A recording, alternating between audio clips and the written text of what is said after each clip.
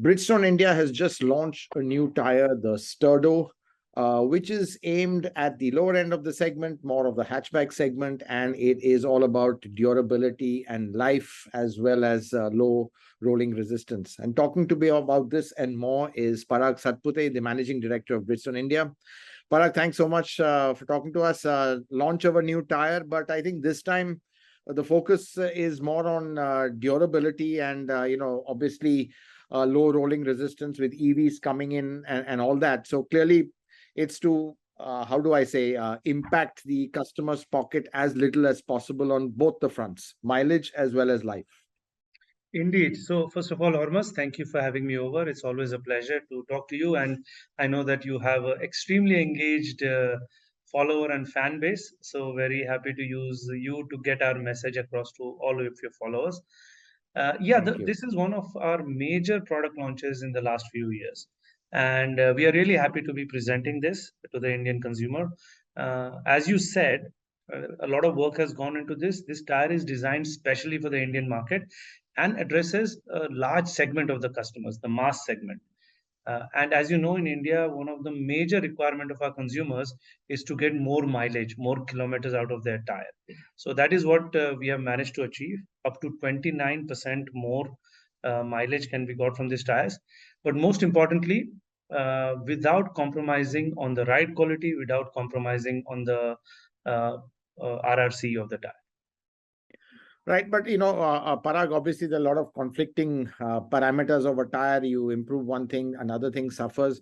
How do you achieve the right balance? And obviously it would be a mix of materials, and sometimes that comes at a cost. So is the upside the tires are a bit more expensive because to kind of get the sweet spot of balancing all these sometimes conflicting requirements?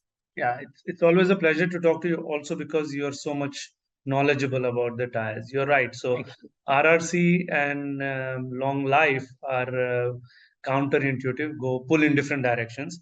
But this is where we are so proud because we have been able to create a tread compound which allows us to achieve both, which allows us to keep the RRC at the current levels, at the same time improve the long life. Now to your question about the price, of course, we have used the latest technology. So this product will be priced at a slight premium for existing product, but nothing very significant because we believe it Right. is the mass segment and we want to focus on the total cost of ownership of this tire. Got it. And, Parag, just talking about durability, obviously looking at our road conditions, impact damage is pretty high. And normally it's the sidewall that bears the brunt of the impact. And that's really the key sometimes to minimizing damage. Has something been done on the sidewall side? Are these fundamentally taller profile tires, or is the sidewall also beefed up? Sometimes that increases weight. And even the overall balance of the tire. So just to understand, let's say getting down to the specifics, because from what I understand, this tire is very unique for India. Yeah. So it is one of the most common complaints you'll hear from tires that there is a sidewall cut or a hole in the sidewall, and consumers really struggle to understand how that happens. But as you know, it happens because the tire gets pinched on our potholes between the rim and the edge of the pothole. So definitely to improve the durability in this tire, we have beefed up the sidewalls. We have made them much more resistant to the kind of road conditions that we witness in India. And that's how we have been able to achieve the higher durability. Right. And Parag, I would imagine this tire is basically for the aftermarket, or is there an OEM interest in this as well, or is it fundamentally aftermarket? What we are launching, the Sturdo product, is aimed at the aftermarket. With OEMs, we work on a model to model basis where we get a very detailed spec from each of the OEM to fit their models. And we bring to effect all our technology within that. So this technology is available to the OEMs, but the launch that we are talking about is aimed at the aftermarket. Right. And, just getting specifically into some of the specifics, which is RRC, or, really trying to lower the rolling resistance. In recent years, have you seen a huge demand for this, just given the fact that it's fundamentally coming from EVs, or is it coming from the fact that people just want to improve fuel economy. But I would imagine EVs are the main push because everyone wants that extra bit of range. Yeah. To be honest, the push on lower RRC comes from the OEMs primarily. Right. It does not come from the consumers. If you ask the Indian consumer, or forget Indian, if you ask worldwide tire consumers, they will say they want their tires to be durable and they want them to last as long as possible. Very few are able to directly connect the RRC to the fuel efficiency. Right. That's the fact of the matter. Um, the drive towards lower RRC is coming through government regulation, and it's coming from the OEM specing, trying to get the fuel efficiency up there.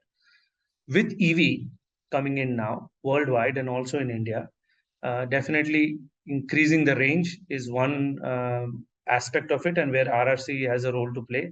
But with EVs, there are a couple of other things that come to play in tires. EVs will exert a lot more torque on tires, as we have spoken, I think, in our previous interactions. So the kind of wear resistance that will be needed will be much more robust and will be different. And thirdly, EVs take away all the engine noise. So eventually, the main noise left Tire noise is something you will need to really minimize. exactly, tire on the road will be the main noise. So the what kind of technology we can bring to reduce the noise of tires will become a very, very important component. So we are also very actively working on all of these three angles, so that we can bring a tire which is ideally suited for the EV market. We've already launched these products in Europe and in other markets such as Japan and the US.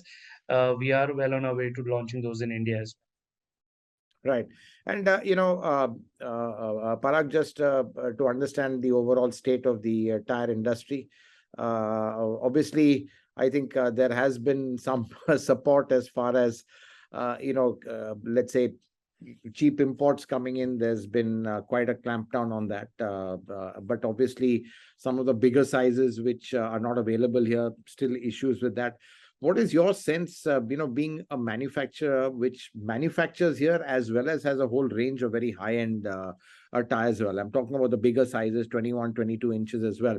What well. is your strategy vis-a-vis the entire range? Is it a combination of imports as well as local production? First of all, I think it was a very smart move to restrict the import of cheap products, because cheap products, uh, by their very nature, could compromise on the safety, and safety for us is the most important thing. So that was a good move. Of course, that put a lot of short-term pressure on the Indian manufacturers. And I count Bridgestone as an Indian manufacturer because we have been here more than 25 years. It put a lot of pressure to localize the whole range.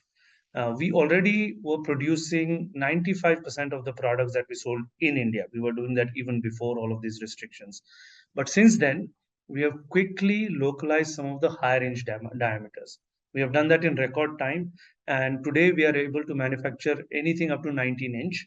And very soon we will be able to do up to 20-inch as well. We are able to import some tires because we have, as you know, manufacturing facilities across the world. So some of the higher range or say RFT tires, we are still able to import, but we are localizing as much as possible and doing it at record pace.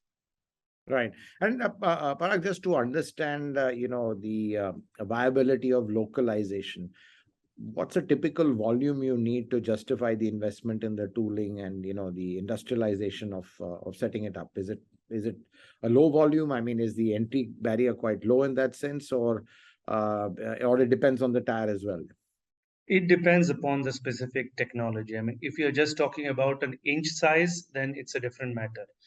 There might be some modifications needed to the tire building machines. There might be some new kind of molds, new kind of curing presses needed. But if you're talking of some new technologies such as RFT, or if you talk of some sponge technology for EVs, then it's slightly more complex and could be the lead times are a bit longer. Uh, as coming to the economics of manufacturing locally, again, that depends on how you set up your manufacturing flows. What we have been able to do in the last 2 years, that we have worked very, very rigorously with lean manufacturing principles, and we have really reduced down the batch size to something which is completely manageable, and that's why we are able to localize even sizes which don't sell in big numbers in India. And On the demand side, I think it's heartening to see that higher in sizes are getting spec'd into more and more cars because we are selling more SUVs, MUVs in India. We are also seeing more premium vehicles being sold in India. So all both of these things are driving towards faster and more economical localization. Right. And Parag, looking at the structure of the market, clearly moving more towards SUV, are we seeing a shift in tires moving up and settling on a center of gravity, let's say 16, 17 inch, or let's say between 15 and 17 inch? Is that really where the core and heart of the market is moving now? Still, even today, 14, 15-inch form a bulk of the market. Right. Yes, SUVs, MUVs are growing, and those are coming with 15, 16, 17-inch even. You know that the latest Innova also came with a Yeah. 17-inch. So we will see a So slight that's shift the towards 16. that. Yeah. So, Right. and it's a gradual move which has happened in all countries. We have seen that happening in some of the more developed countries, and that is happening in India as well. And Parag, obviously, your fortunes are linked to the overall auto industry's fortunes because I think bulk of your volumes come from OEM supply. Maybe not your margins, but obviously that's important. How do you see the market panning out? Are you do you feel that there will come a time when more capacity is needed for the tire industry?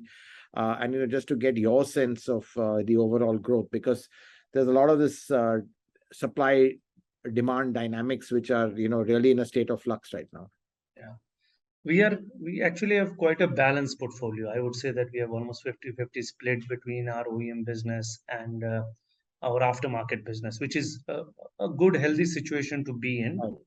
Right. The Indian market being on still on a growth trajectory in terms of car penetration. I believe this balance can be maintained also in the future.